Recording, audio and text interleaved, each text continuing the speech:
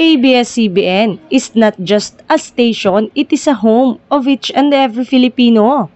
Some of the portion na namimiss natin sa ABS-CBN main building by 2026. Eto nga ang maraming komento ng netizen ngayong araw matapos na opisyal na i-anunsyo na ibebenta na ang ilang bahagi ng ABS-CBN Broadcasting Center. Eto nga ang maraming komento ng netizen ngayong araw matapos na opisyal na i-anunsyo na ibebenta ng ilang bahagi ng ABS-CBN Broadcasting Center. Kabilang na nga ang studio ng It's Showtime, kaya naman malungkot ang mga madlang people maging ang mga host ng nasabing programa. Sa ngayon ay wala pang anunsyo kung saan lilipat ang nasabing noontime show.